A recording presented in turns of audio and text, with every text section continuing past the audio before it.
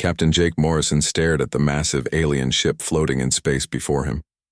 The vessel looked nothing like the movies had prepared him for. Instead of sharp edges and dark metal, this ship curved like a giant flower petal, colored in soft blues and greens. It was beautiful, but Jake couldn't shake the feeling that something was wrong. "Captain, they're sending another message," said Lieutenant Amy Rodriguez from her station. Her fingers moved quickly over the controls. "Same as before. They want to talk." Jake nodded. 3 days ago, humanity had received its first message from space. Not from little green men, but from something called the Galactic Alliance. They claimed to represent dozens of worlds across the galaxy. They also claimed they needed help. "Put them through," Jake said. The main screen flickered to life. The alien that appeared looked like a deer that had learned to stand on 2 legs. Its fur was golden brown, and its large eyes held an intelligence that made Jake's skin crawl in the strangest way. When it spoke, the translation software turned its words into perfect English. "Greetings, Captain Morrison. I am Veltar of the Cathari people. We are grateful you have agreed to meet with us." Jake kept his face neutral. "You said you needed our help with something." Veltar's ears drooped slightly. "Yes. We are at war, Captain. Have been for over 200 of your years. The Vrakthari Empire grows stronger every day, and we are losing." The screen split to show images that made Jake's stomach turn. Burning cities, fleeing crowds of various alien species, and, in the distance, dark ships that looked like they were built for one purpose only: destruction. "The Vrakthari are predators, Captain Morrison. They live only to conquer and consume. They have taken 47 worlds in the last decade alone." Veltar's voice carried a fear so deep it seemed to echo in the ship's bridge. "We have tried everything. Diplomacy, defense, even hiding. Nothing works." Jake studied the images. The aliens fleeing the burning cities all looked similar to Veltar. Peaceful, gentle, like animals that had never learned to fight because they had never needed to. "What exactly are you asking from us?" Jake asked. "Your military assistance, your ships, your weapons, your soldiers." Veltar paused. "We know humans are young to space travel, but you have something we need. Which is, you know how to fight." The simple statement hung in the air like a challenge. Jake had read the reports. Earth's military history was written in blood, filled with thousands of years of war, conquest, and survival. But looking at these gentle, deer-like creatures, he wondered if they truly understood what they were asking for. Dr. Lisa Carter stepped forward from where she had been quietly observing. As Earth's leading expert on alien life, she had been studying everything the Alliance had shared about themselves. "Veltar, can you tell us more about your worlds? About the other species in the Alliance?" The alien's ears perked up. "Of course, Dr. Carter. The Alliance consists of the Cathari, my people, who value wisdom and peaceful cooperation; the Molten, who are master builders and engineers; the Zephians, who can speak mind to mind and bring harmony to any group; and 12 other species, all working together for the good of all." Lisa nodded thoughtfully. "And your homeworlds? What are they like?" "Beautiful beyond description. Vast forests where my people roam freely. Crystal cities built by the Molten that sing in the wind. Sky gardens where the Zephians dance among the clouds." Veltar's eyes grew distant with memory. "Peaceful worlds, Dr. Carter. We have never known war until the Vrakthari came." Jake and Lisa exchanged glances. They both understood what the alien wasn't saying. These species had evolved on worlds without major predators. They had never developed the instincts that humans took for granted. They didn't understand violence because they had never needed to. "Veltar," Lisa said gently, "I need to ask you something important. On your world, what is the most dangerous animal?" The alien looked confused. "Dangerous? I'm not sure I understand." "An animal that hunts other animals, that kills to survive." Veltar thought for a long moment. "Well, there are the ridge prowlers. They're about the size of your house cats and they hunt small ground birds, but they only take what they need, and they're quite shy around people. Lisa felt a chill run down her spine. The most dangerous predator on this alien's world was smaller than a house cat. She thought about Earth. Lions, tigers, bears, sharks, wolves. Hundreds of species that could kill a human without effort. And humans had not only survived alongside them, but had climbed to the top of the food chain. "Captain," she whispered, "I think we need to talk privately." Jake nodded. "Veltar, we need some time to discuss your proposal. Can we contact you tomorrow?" "Of course, Captain. But please do not take too long. The Vrakthari fleets are moving toward 3 more Alliance worlds. Time is not our friend." The transmission ended, leaving the bridge in silence. Jake looked around at his crew. Amy Rodriguez looked thoughtful, her soldier's mind already working through the implications. The other officers wore expressions of confusion and concern. "Doctor," Jake said quietly, "what exactly have we gotten ourselves into?" Lisa stared at the spot where Veltar had been standing. "I think, Captain, we're about to teach the galaxy what happens when you ask a world of apex predators for help." 3 hours later, Jake found himself in a secure conference room with Lisa and several other key officers. On the table between them lay files containing everything humanity knew about galactic warfare, which wasn't much, and everything they had learned about the Alliance species, which was becoming more disturbing by the minute. "Let me make sure I understand this," said Commander Tony Mitchell, Jake's tactical officer. "These aliens have been at war for 2 centuries, and they're losing to a species they describe as natural predators." "That's right," Lisa confirmed. "But here's what's really interesting. Based on their descriptions, the Vrakthari aren't actually that impressive as predators go. They're aggressive and territorial, but they hunt in the open, rely on brute force, and apparently have no concept of stealth or strategy." Amy leaned forward. "Are you saying they're not as dangerous as they seem?" "I'm saying they're not as dangerous as a pack of wolves," Lisa replied. "Or a pride of lions. Or a single human with a plan." The room fell quiet as the implications sank in. Jake rubbed his temples, feeling the weight of the decision ahead of him. Humanity had just been invited to join a galactic war, and it seemed like they might be the only species in the galaxy that actually understood how to fight one. "So what do we tell them?" Tony asked. Jake looked around the room at the faces of his officers. These were people who had trained for war, who understood sacrifice and strategy. People from a world where survival meant learning to be more dangerous than everything else that wanted to kill you. "We tell them yes," Jake said finally. "But we also tell them the truth about what they're asking for." "Which is?" Jake's expression grew grim. "They're not just asking for our help. They're asking us to show the galaxy what Earth's children can do when someone threatens the pack." 6 months had passed since humanity joined the Galactic Alliance, and Colonel Ryan Mitchell was getting tired of losing. He stood in the command center of the Alliance military base on Sanctuary Prime, watching another battle report scroll across the screens. 3 more Alliance ships destroyed. 2,000 more lives lost, and for what? The Vrakthari had taken another system without losing a single vessel. "This is madness," Ryan muttered, rubbing his eyes. Around him, Alliance officers moved with the slow, defeated shuffle of people who had forgotten how to win. Fleet Marshal Kethvor approached, his deer-like features drawn with exhaustion. The Kethari leader had aged years in the months since humans had arrived. "Colonel Mitchell, the 3rd Fleet has fallen back to the Nexus system. We estimate the Vrakthari will reach it within 2 days." Ryan looked at the tactical display. The Nexus system protected 5 billion Alliance citizens. If it fell, the war would be effectively over. "Marshal, we need to change our approach." "What do you mean?" "I mean we need to stop fighting like prey animals." The words hit the bridge like a physical blow. Several Alliance officers stopped what they were doing and stared at Ryan. In their culture, calling someone a prey animal was close to an insult, but Ryan had learned that sometimes the truth hurt. Kethvor's ears flattened against his head. "Colonel, we fight with honor.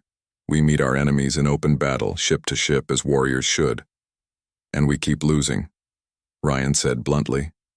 "Marshal, on my world, we have a saying. If you're not cheating, You're not trying hard enough. That is dishonorable. Ryan pulled up a holographic display of Earth's African savanna. A pride of lions appeared, stalking a herd of antelope. Marshall, watch this. Tell me what you see. The lions moved silently through tall grass, using the terrain to hide their approach. They split up, some lions driving the prey toward others waiting in ambush. When they struck, it was fast, coordinated, and absolutely ruthless. Kethvor watched with obvious distress. I see murder. I see survival, Ryan replied. These lions didn't challenge the antelope to a fair fight. They used every advantage they had: stealth, teamwork, terrain, and surprise. That's how predators work, Marshall. That's how you win. Lisa Carter entered the command center, carrying a datapad full of reports. She had been working around the clock to understand both the Alliance and Vrakthari military doctrines. Ryan, I've been analyzing the battle recordings. You need to see this. The display changed to show a typical Alliance battle. Their ships formed neat lines, approaching the enemy in perfect formation. They fired in volleys, maintained proper spacing, and when damaged, they retreated in good order. It looked impressive and honorable. Now watch the Vrakthari, Lisa said. The enemy. Ships moved differently. They were aggressive but predictable, charging straight at Alliance lines with overwhelming force. They relied on heavier armor and more powerful weapons, treating every battle like a test of strength. They're both wrong, Ryan said suddenly. The Alliance fights like this as some kind of sporting event. The Vrakthari fight like angry bulls. Neither one understands what real predators do. Lieutenant Amy Rodriguez had been quietly listening from her station. Now she spoke up. What do real predators do, sir? Ryan smiled grimly. They hunt smart. Amy, tell them about wolves. Amy stood and activated her own holographic display. A pack of wolves appeared, tracking an elk through snowy terrain. Wolves don't attack their prey head-on. They follow it for miles, wearing it down. They separate the weak from the strong. They take turns, so some wolves rest while others maintain pressure. And when they finally attack, they go for the throat. The Alliance officers watched in fascination and horror as the wolves demonstrated perfect coordination without any visible communication. They seemed to know instinctively where each pack member would be and what they would do. On Earth, Amy continued, we studied predators for millions of years before we became the dominant species. We learned from them. Pack hunting from wolves, ambush tactics from big cats, persistence hunting from our own ancestors.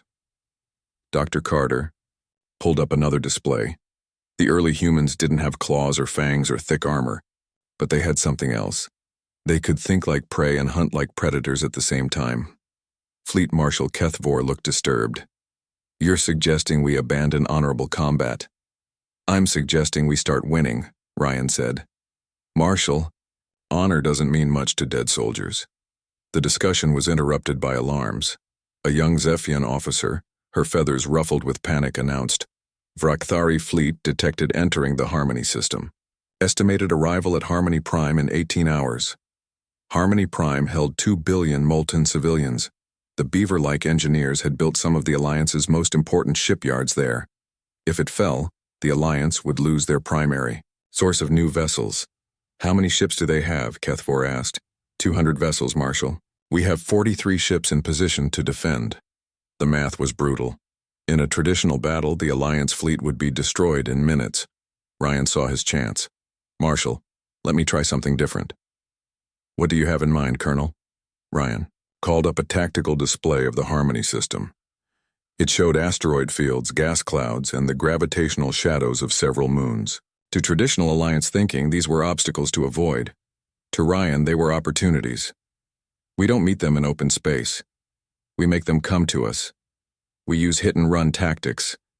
We attack their supply lines. We make them afraid of shadows.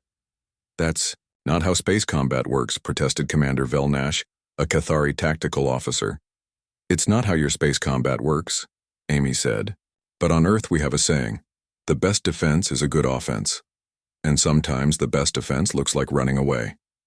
Dr. Carter activated a new display showing Earth's ocean. A pod of orcas appeared, hunting a much larger whale. Watch this. The orcas are tiny compared to their prey, but they're smarter. They work together. They attack weak points. They never give their target a moment to rest. The orcas in the display demonstrated textbook pack hunting behavior. They took turns, ramming the whale, keeping it from surfacing to breathe. When it tired, they moved in for the kill. That's what we need to do to the Vrakthari fleet, Ryan said. We don't fight their strength. We attack their weaknesses. We make them chase us through asteroid fields where their big ships can't maneuver. We hit their supply ships. We make them wonder where the next attack is coming from. Fleet Marshal. Kethavor was quiet for a long time, studying the displays. Finally, he spoke. This goes against everything we believe about warfare. Your beliefs are getting your people killed, Ryan said bluntly. Sometimes survival matters more than tradition. Amy stepped forward. Marshal, let us show you. Give us a small fleet. If we fail, you can say humans don't understand space combat. But if you succeed, you'll have proven that the galaxy has been fighting wars wrong for thousands of years. Kethavor finished. Ryan nodded. Maybe it's time for a change. The Marshal looked around at his officers. The Alliance had been losing this war for 2 centuries. Traditional tactics had failed again and again. He was running out of options and time. Very well, he said finally. Colonel Mitchell, you have 12 ships and permission to try your predator tactics. But if you fail, the responsibility for those lives is yours. Understood, Marshal. But I won't fail. Ryan's eyes gleamed with something the Alliance officers had never seen before. The confidence of a hunter who had found his prey. Dr. Carter watched the preparations begin and felt a chill run down her spine. Humanity was about to show the galaxy what happened when Earth's apex predators went to war. She just hoped the galaxy was ready for the lesson. As Ryan began briefing his mixed human and Alliance crew on Wolfpack tactics, Amy noticed something interesting. The Alliance officers looked scared, but not of the enemy. They were scared of their new human allies and the cold, predatory intelligence they saw in human eyes when humans talked about hunting. For the first time since joining the war, humanity was about to fight the way Earth had taught them to fight. Like predators. Admiral Kate Phillips received the emergency message at 300 hours. 3 Alliance core worlds were under simultaneous attack by the largest Vrakthari fleet anyone had ever seen. The enemy had split their forces into 3 massive groups, each one larger than anything the Alliance could field to defend a single world.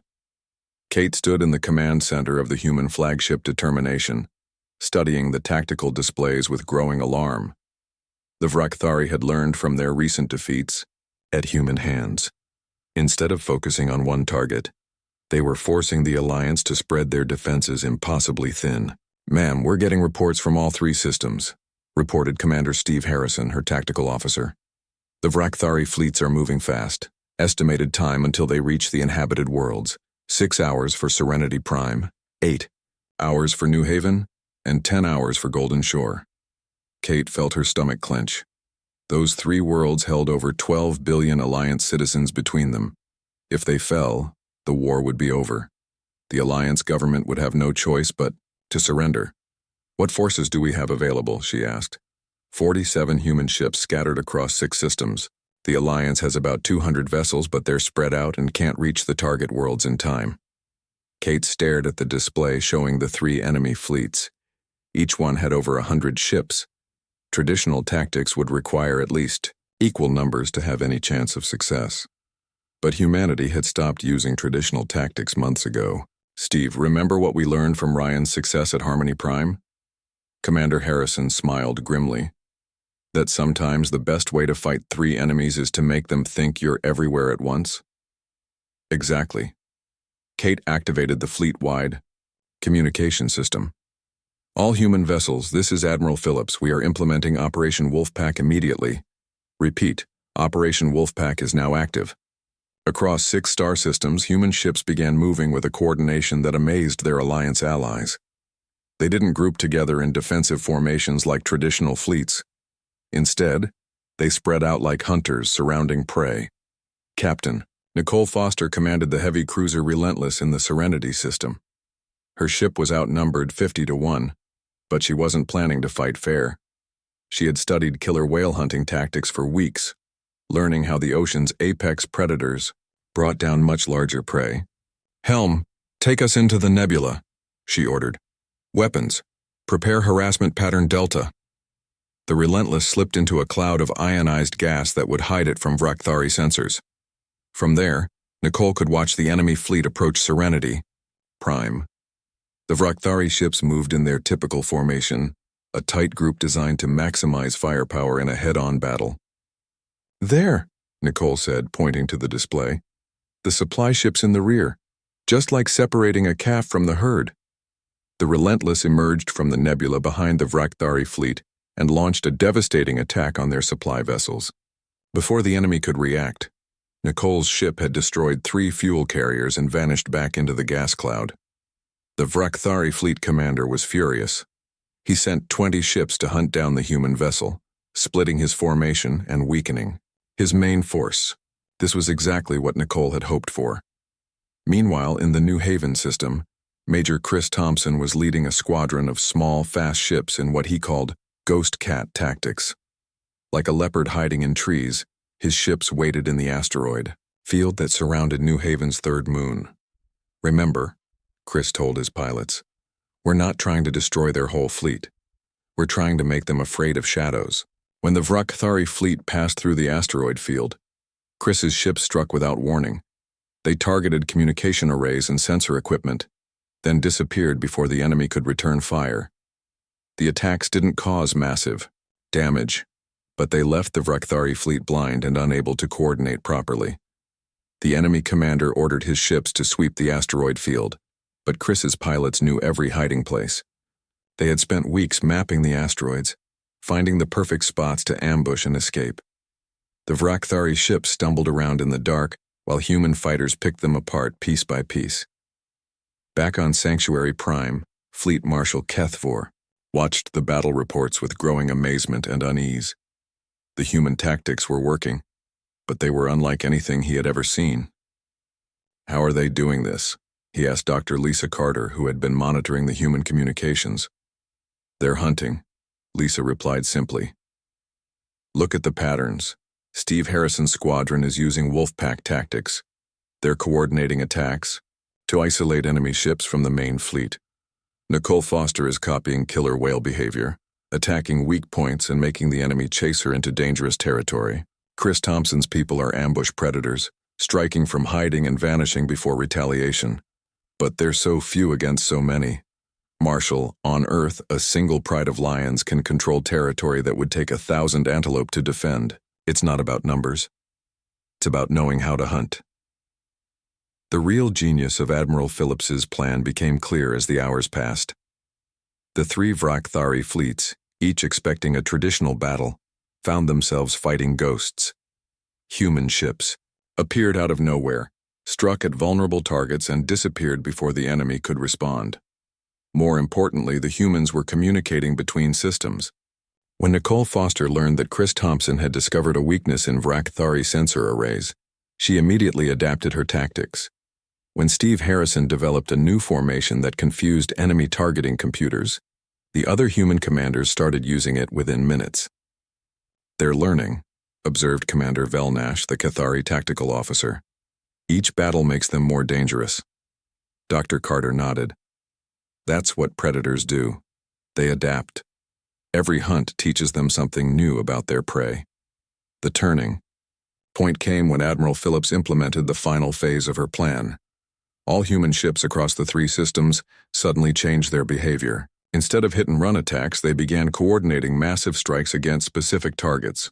"All units, this is Admiral Phillips. Initiate pack formation now." What happened next would be studied in military academies for generations. The scattered human ships, which had seemed to be fighting independently, suddenly revealed themselves as part of a single, coordinated organism. Like wolves bringing down an elk, they struck at the Vrakthari fleet's command ships simultaneously. The enemy had been so focused on chasing individual human vessels that they hadn't noticed their formations being gradually broken apart. When the humans attacked in force, the Vrakthari fleets found themselves scattered and unable to support each other. Captain Nicole Foster's voice crackled over the communication system. Serenity Fleet command ship is down. Repeat, the pack. Leader is dead. Similar reports came from the other systems. The Vrakthari fleets, suddenly leaderless and surrounded by an enemy that seemed to anticipate their every move, began to panic. For the first time in their species' history, the Vrakthari experienced what their prey had always felt: the terror of being hunted by something smarter, faster, and more coordinated than themselves. Fleet Marshal Keith Vor watched the three enemy fleets retreating in disorder and felt a chill run through his body. The humans had just achieved something impossible. They had defeated three superior forces simultaneously using tactics that seemed to violate every principle of civilized warfare. "Dr. Carter," he said quietly, "what have we allied ourselves with?" Lisa looked at the tactical displays showing human ships regrouping with predatory efficiency. "The apex predators of Earth, Marshal, and they're just getting started." Admiral Didi Phillips stood in her command center watching the enemy fleets flee. Around her, human officers worked with calm professionalism, already planning the next phase of operations. There were no celebrations, no boasting, just the quiet satisfaction of a successful hunt. "Ma'am," Commander Harrison reported, "all three enemy fleets are in full retreat. Casualties, minimal on our side, severe on theirs." Kate nodded. The humans had just taught the galaxy a new lesson about warfare. It wasn't about honor or tradition or even superior firepower. It was about understanding that war at its heart was simply another form of hunting, and humans had been hunting for a very long time. News of the human victory spread across the galaxy like wildfire. Within days, every species in both the Alliance and the Vrakthari Empire had heard the impossible story. A handful of ships from a newly discovered world had defeated three massive fleets simultaneously, but the most shocking detail wasn't the victory itself. It was what the Vrakthari survivors reported when they limped back to their bases. Emperor Vexmoth of the Vrakthari Empire stood in his war room, studying the reports with growing disbelief. His species had ruled through fear for 1,000 years. They were the apex predators of the galaxy, the hunters that all other species feared. But now, for the first time in their history, Vrakthari soldiers were reporting something impossible. They were afraid. "Tell me again what happened at Serenity Prime," Vexmoth commanded his fleet commander. Admiral Krexval, a scarred veteran of hundreds of battles, struggled to find words. "My lord, the humans, they hunted us. Not like warriors fight, but like the shadow stalkers of our homeworld hunt tree swimmers." Vexmoth's claws extended involuntarily. Shadow stalkers were the only predators on the Vrakthari homeworld that his species truly feared. They were patient, intelligent, and utterly ruthless. "Explain." "They appeared from nowhere, struck at our weakest points, then vanished before we could retaliate. Every time we tried to engage them, we found ourselves chasing ghosts, and when we finally thought we had them cornered," Krexval's voice trembled, "they turned and struck like a pack of shadow stalkers, coordinated beyond anything we've ever seen." Meanwhile, deep in Vrakthari space, Commander Tony Mitchell was leading humanity's most ambitious operation yet. His small fleet of 20 ships was doing something that should have been impossible. They were hunting the hunters in their own territory. Day 47 of Operation Endurance, Tony recorded in his log. "We've been tracking the Vrakthari 7th Fleet for 6 weeks now. They can't shake us, can't catch us, and can't predict where we'll strike next." The human strategy was borrowed from the persistence hunting techniques of early humans on Earth. Just as ancient hunters had tracked prey across vast distances, wearing them down through relentless pursuit, Tony's fleet followed the much larger Vrakthari force across multiple star systems.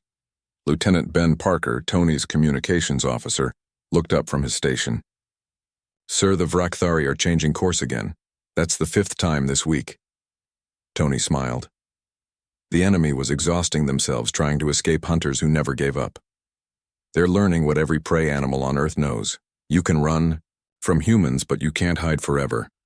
The Vrakthari fleet commander, Admiral Zektar, was indeed learning this lesson the hard way. His ships were running low on fuel and supplies. His crew was exhausted from constant alerts and course changes. Worst of all, his warriors were beginning to lose their fighting spirit. "My lord," his second-in-command reported, "the humans have struck our supply convoy again. They hit the fuel carriers and disappeared before our escorts could respond." Zektar slammed his fist on the command console. "How do they keep finding us? We've changed our route 6 times. What the Vrakthari commander didn't understand was that humans had learned to hunt in groups across impossible distances. Every human ship in the sector was feeding information to Tony's fleet. When a Vrakthari vessel was spotted 3 systems away, Tony knew about it within hours. Back on Earth, Dr. Lisa Carter was working with a new team to develop even more effective hunting strategies. She had been joined by Dr. Rachel Stone, a behavioral psychologist who specialized in predator behavior. "Lisa, look at this," Rachel said, pulling up footage of African wild dogs hunting. "They have a 90% success rate, higher than any other predator on Earth." Lisa watched the pack in action.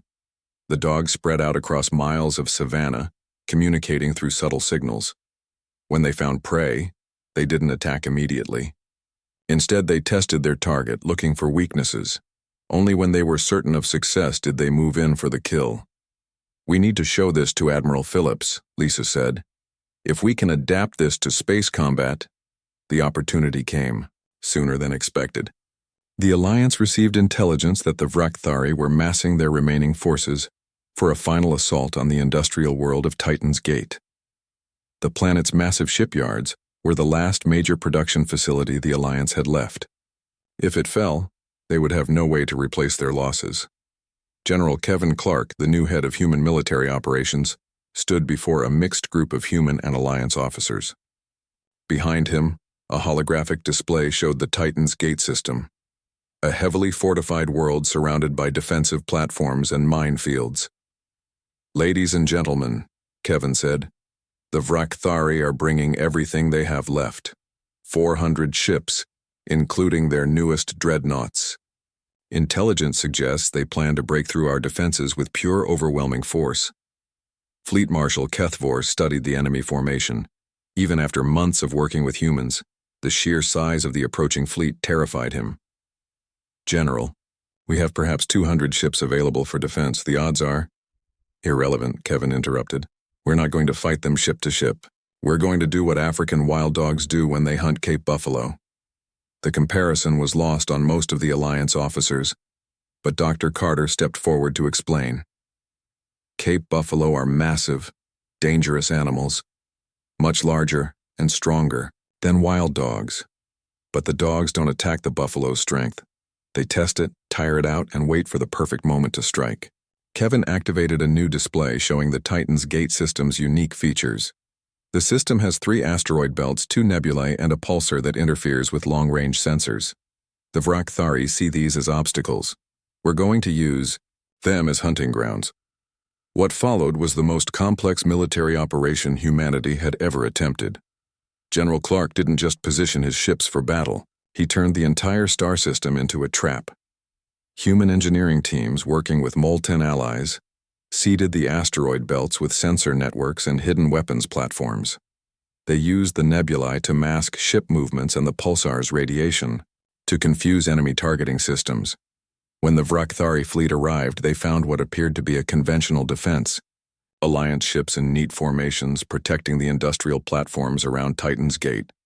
The enemy commander, confident in his numerical superiority, ordered a direct assault. The first wave of Vrakthari ships hit the outer defenses and broke through easily. Too easily. As they advanced toward the planet, they passed through the first asteroid belt, where hidden human ships began their work. Captain Pete Davis commanded a squadron of stealth fighters hidden among the asteroids. "Remember, we're wild dogs testing a buffalo, hit and run. Make them angry, make them chase us." The human fighters struck at the edges of the Vrakthari formation, targeting communication arrays and sensor equipment. When enemy ships moved to intercept the humans led them deeper into the asteroid field, where more traps waited. Admiral Kate Phillips watched from her command ship as the plan unfolded.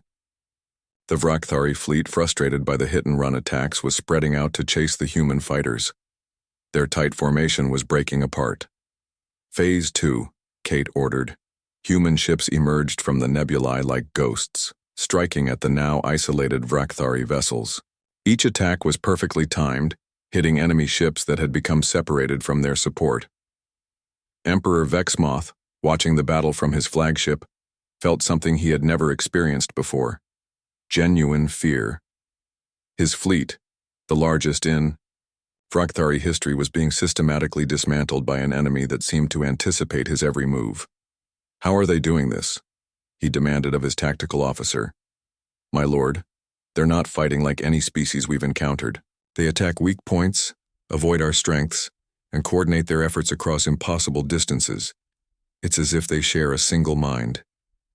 The final phase of Operation Apex began when General Clark activated his trump card.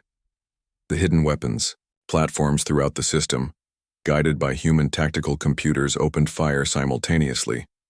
The Vrakthari fleet found itself caught in a crossfire from enemies they couldn't see. But the most devastating blow came from something the Vrakthari had never considered. The humans had learned their patterns. After months of studying enemy tactics, human computers could predict Vrakthari movements with frightening accuracy.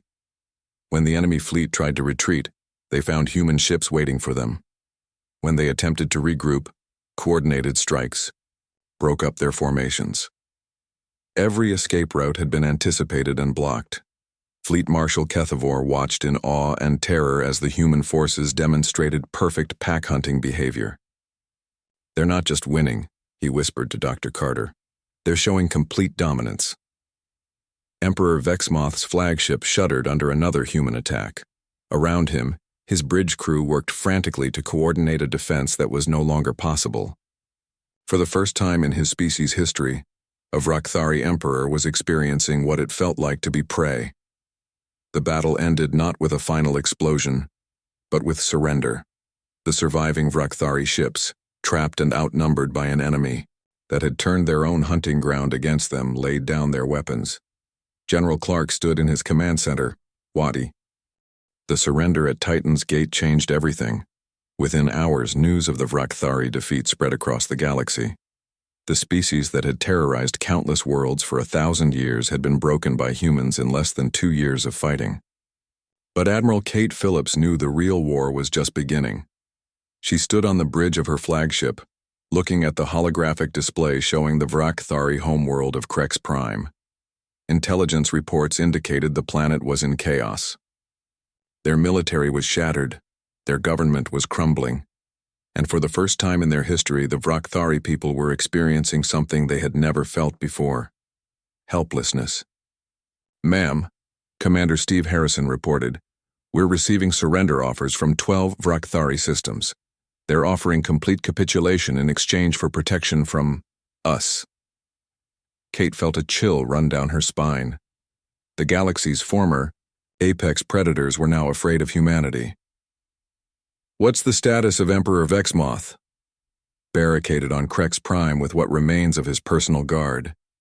Intelligence suggests he's refusing all contact with the outside world." Dr. Lisa Carter approached the command station, carrying reports from Alliance psychologists who had been studying captured Vrakthari soldiers. "Kate, we have a problem. The Vrakthari aren't just militarily defeated, they're psychologically broken." "What do you mean?"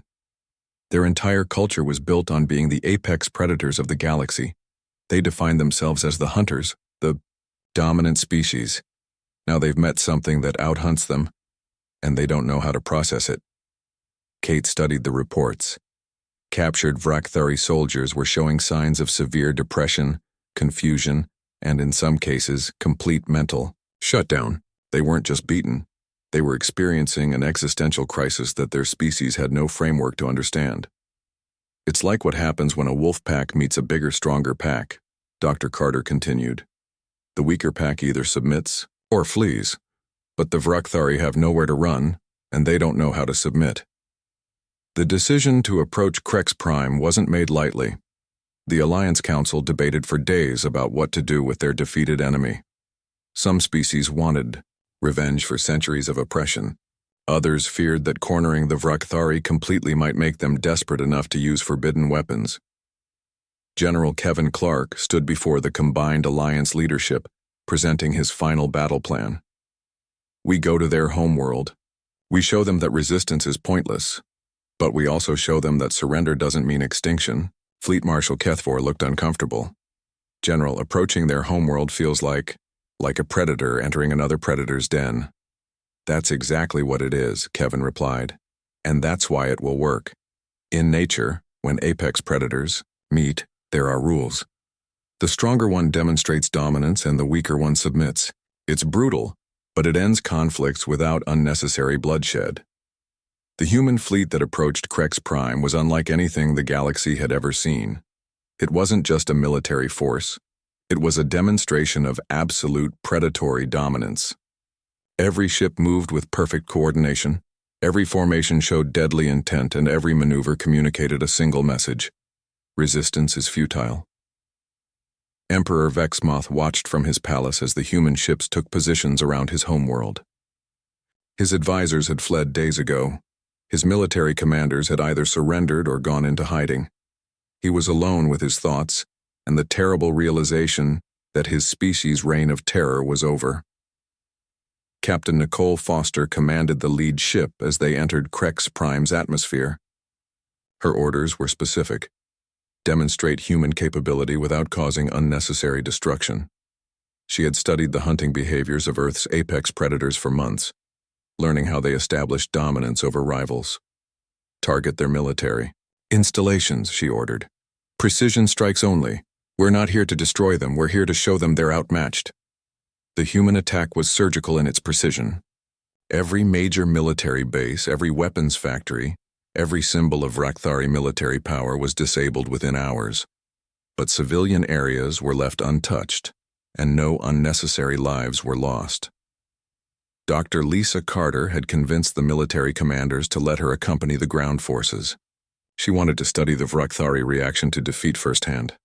What she found disturbed her more than any battle report. They're not fighting back, she reported to Admiral Phillips.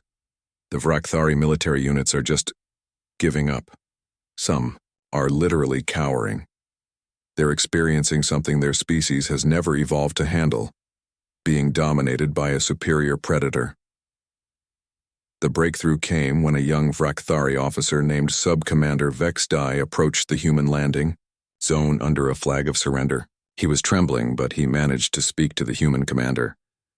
"You are the new apex predators," he said in broken Alliance standard. "My people, we do not know how to live as prey. Will you teach us?" The question caught the humans off guard. They had expected continued resistance, desperate last stands, or at least defiant speeches. They hadn't expected the Vrakthari to ask for guidance on how to survive their own defeat. Dr. Carter was brought in to handle the delicate negotiations. She found herself in the bizarre position of explaining to a former galactic tyrant how pack dynamics worked in nature. On Earth, she told the assembled Vrakthari leadership, when a new alpha takes over a wolf pack, the old alpha doesn't die. They find a new place in the hierarchy. They contribute to the pack's survival in a different way. Emperor Vexmoth, who had finally agreed to meet with the humans, listened with the attention of someone whose entire worldview was crumbling. "You would allow us to live, even after what we have done?" "Predators don't hunt for sport, General," Clark replied. "We hunt for survival, for territory, for resources. The war is over. You're no longer a threat. Continuing to fight you would be wasteful." The formal surrender ceremony took place in the same hall where 1,000 years of Vrakthari emperors had planned their conquests. Emperor Vexmoth, wearing simple robes instead of his war armor, knelt before Admiral Phillips in a gesture that sent shockwaves across the galaxy. "I submit," he said, his voice carrying across the hall into every world in the former empire. "Humanity is the apex predator. We acknowledge your dominance." Kate felt the weight of the moment. An entire species that had terrorized the galaxy for centuries was submitting to humanity's authority. But she also understood the responsibility that came with such power. "Rise, Emperor," she said, causing gasps from the assembled Alliance representatives. "Predators protect their territory and everyone in it. That includes you now." The establishment of the Terran protection protocols happened quickly after the surrender. Humanity took on the role of galactic peacekeepers, but not as conquerors. They became the apex predators that kept other species in line through the simple knowledge that human hunters were always watching. Dr. Carter found herself appointed as the first director of interspecies relations, tasked with helping former enemy species adapt to their new reality. The Vrakthari surprisingly became some of humanity's most loyal allies once they understood their place in the new hierarchy. "It's fascinating," she reported to the Alliance Council months later. "The Vrakthari are natural followers when they're not trying to be leaders. They respond well to clear authority and defined roles. Some of their units are requesting to serve under human commanders." Fleet Marshal Kethavor, now serving as liaison between the Alliance and human forces, struggled with the new reality. "Dr. Carter, are we allies, or are we also under human protection?" Lisa considered the question carefully. "Marshal, in nature, apex predators don't distinguish between different types of prey. They protect their territory and everything in it. You're in our territory now." The final scene of humanity's transformation into galactic apex predators came during the first test of the Terran protection protocols. A minor conflict broke out between two Alliance species over mining rights. Before it could escalate, a single human ship appeared in the disputed system. Captain Tony Mitchell, now promoted to Commodore, sent a simple message to both fleets. "Conflict ends now. Resume normal operations." Both fleets immediately stood down. The dispute was resolved through negotiation within hours. Admiral Phillips reviewed the report from her office on Sanctuary Prime. Outside her window, the capital city of the Alliance bustled with activity. Ships from dozens of species came and went freely. Trade flourished, and for the first time in centuries, the galaxy was at peace. But she knew it wasn't the peace of equals working together. It was the peace that came when apex predators maintained order in their territory. Every species in the galaxy understood that humanity was watching, and that crossing human-established boundaries would result in swift and decisive action. Dr. Carter joined her at the window, looking out at the peaceful scene. "Do you ever wonder if we did the right thing, Kate, taking on this role?" Kate watched a group of young Vrakthari working alongside Alliance engineers, their former aggression channeled into productive cooperation under human oversight. "Lisa, someone had to be the apex predator. The galaxy had two choices: the Vrakthari, who ruled through fear and conquest, or us. We rule through the understanding that everyone prospers when the hunters keep the peace. And if someone challenges us,